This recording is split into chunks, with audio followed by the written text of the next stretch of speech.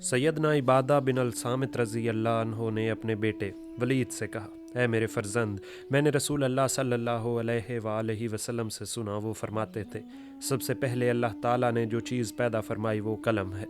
बस अल्लाह ताला ने पैदाइश के बाद उसे हुक्म फरमाया कि लिखो, तो उसने क़यामत तक तमाम होने वाले उमूर लिख डाले।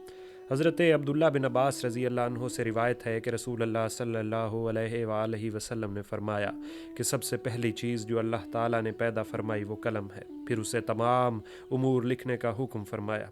इब्ने अब्बास से इस तरह की एक और रिवायत भी मरवी है। हज़रत अत्ता रज़ी अल्लाह अन्हो फरमाते हैं कि मैंने वलीद बिन अबादा बिन सामित से पूछा कि आपके वालिद माजिद ने वफ़ात के वक्त क्या वसीयत फरमाई थी। वलीद ने कहा कि मेरे वालिद ने मुझे बुलाया और फरमाया, ऐ मेरे बेटे, तू अल्लाह ताला से डर और इस बात को याद रख के तू उससे डरने का हक अदा नहीं कर सकता और हरगिज़ तू इल्म नहीं पा सकता, यहाँ तक कि तू वहदहुल्ला शरीक पर ईमान लाए और अच्छी बुरी तकदीर पर यकीन रखे। और मैंने रसूल अल्लाह सल्लल्लाहु अलैहि वसल्लम से सुना कि वो फरमाते थे कि अल्लाह ताला ने जो चीज़ सबसे पहले पैदा फरमाई वो कलम था, और इससे फरमाया अक्तब। उसने कहा, ऐ मेरे रब, मैं क्या लिखूँ? फरमाया, तकदीर को लिखो। तो कलम इस घड़ी जारी हुआ और उसने गुज़श्ता व आइंदा तब क़यामत तक के तमाम उमूर लिख डाले। सबसे पहले अल्लाह ताला ने जो चीज़ तख्लीक फरमाई उसका बयान हो चुका। इसके बाद हम कायनात के गिर्द क्या वाक़या है इस बारे में बयान करेंगे। इस अमर के बारे में अब्दुस समद हज़रत वहब से नकल करते हैं कि उन्होंने अल्लाह ताला की अज़मत और बड़ाई का तज़किरा किया और कहा कि तमाम आसमान, ज़मीन, सब समंदर एक हैकल के अंदर हैं और कुर्सी पर अल्लाह ताला के कदम मुबारक हैं। वो कुर्सी को इस तरह उठाते और रखते हैं जैसे नालैन कदमों के अंदर हो। इसके बाद हज़रत वाब से पूछा गया कि हैकल क्या चीज़ है। फरमाया, वो ऐसी शय है जिसने तमाम ज़मीनों और समुद्रों को खैमों की रस्सियों की तरह घेर रखा है। फिर ज़मीनों के बारे में पूछा गया कि इनकी क्या कैफियत है। उन्होंने फरमाया कि कायनात में 7 ज़मीनें 7 जज़ीरों की शक्ल में फैली हुई हैं, हर दो के दरमियान समंदर है और एक बहुत बड़ा समंदर उन सब के गिर्द मौजूद है। हेकल इस समंदर के पीछे है, यानी वो इन सब को घेरे हुए है। कायनात की तख्लीक कितने दिनों में हुई? इस ज़ीमन में एक रिवायत में आता है कि कलम और दूसरी मखलूक़ात की तख्लीक के दरमियान 1000 साल का फ़ैसला है।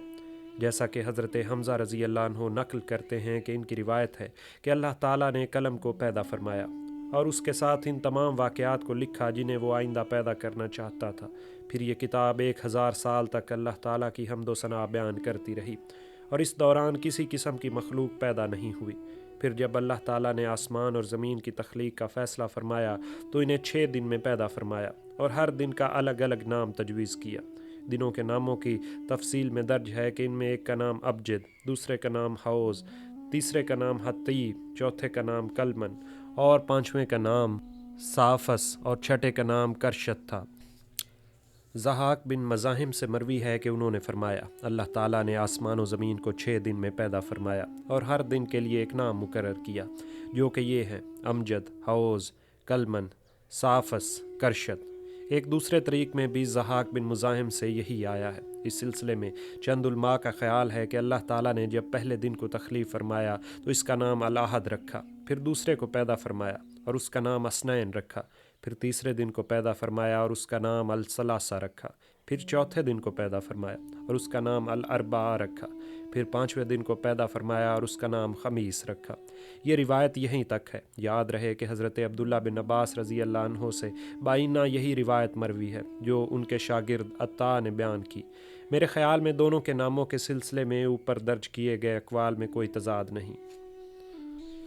इस अमर को मुकम्मल तौर पर बयान कर लेने के बाद हम इस नुक्ते पर रोशनी डालेंगे कि तख्लीक की इब्तदा किस दिन से हुई। अब 7 दिनों में तख्लीक की इब्तदा किस दिन से हुई, इस ज़िमन में उलमा का इख्तलाफ है। बाज़ कहते हैं कि इसकी इब्तदा यौमुल अहद यानी इतवार से हुई, जैसा कि हज़रत अब्दुल्ला बिन सलाम रज़ी अल्लाह अन्हो से रिवायत है कि अल्लाह ताला ने तख्लीक को इब्तदा फरमाई तो ज़मीन को इतवार और पीर के दिनों में पैदा किया। इन्हीं से एक दूसरी रिवायत में मरवी है कि अल्लाह ताला ने तख्लीक की इब्तदा इतवार से फरमाई और ज़मीन को इतवार और पीर में पैदा फरमाया। हज़रत काब से मरवी है कि अल्लाह ताला ने आसमान और ज़मीन को इतवार और पीर के दिन पैदा फरमाया। हज़रत काब से भी मरवी है कि अल्लाह ताला ने आसमान और ज़मीन को इतवार और सोमवार के दिन पैदा फरमाया। मुफस्सिरुल कुरान हज़रत ज़हाक रज़ी अल्लाह अन्हो से अल्लाह ताला के इस कौल ہو الذی خلق السماوات والارض فی ستۃ الایام کی تفسیر کے سلسلے میں آیا ہے کہ ایام آخرت میں ہر دن کا عرصہ 1000 سال ہے اور ابتدائے خلق اتوار کے دن ہوئی۔ اس ضمن میں حضرت مجاہد سے بھی یہی روایت ہے کہ تخلیق کی ابتدا اتوار کے دن سے ہوئی۔ چند علماء کا خیال ہے کہ خلق کی ابتدا ہفتے کے دن ہوئی۔ ان کی دلیل وہ روایت ہے جو محمد بن ابی اسحاق سے مروی ہے، جو کہتے ہیں کہ اہل تورات اس بات کے قائل ہیں کہ اللہ تعالیٰ نے مخلوقات کی ابتدا اتوار کے دن سے فرمائی، اور عیسائی پیر کے دن ابتدائے تخلیق کے قائل ہیں۔ لیکن مسلمانوں کو حضور اکرم صلی اللہ علیہ وآلہ وسلم کے ارشاد پر ایمان رکھنا چاہیے کہ ہفتہ کے دن تخلیق کی ابتدا ہوئی۔ اب تک کی بحث سے کائنات کی تخلیق کے سلسلے میں دو قول معلوم ہوئے، ایک یوم الاحد اور دوسرا یوم السبت، اور ہر قول پر دلیل گزر چکی ہے۔ یہاں ہم بعض احادیث کو بیان کریں گے۔ حضرت اکرمہ حضرت ابن عباس سے روایت کرتے ہیں کہ ایک مرتبہ بعض یہودی علماء حضور صلی اللہ علیہ وآلہ وسلم کی خدمت میں حاضر ہوئے اور آسمان و زمین کی تخلیق کے بارے میں پوچھا۔ آپ صلی اللہ علیہ وآلہ وسلم نے فرمایا، اللہ تعالیٰ نے آسمان اور زمین کو اتوار کے دن پیدا کیا۔ یہ روایت قول اول کے قائلین کے لیے بھرپور جواب ہے۔ اس طرح حضرت عبداللہ بن رافع حضرت ابو ہریرہ رضی اللہ عنہ سے روایت کرتے ہیں کہ انہوں نے فرمایا کہ اللہ تعالیٰ نے مٹی کو ہفتہ کے دن پیدا فرمایا اور پہاڑوں کو اتوار کے دن۔ یہ روایت قول ثانی کے قائلین کا جواب ہے۔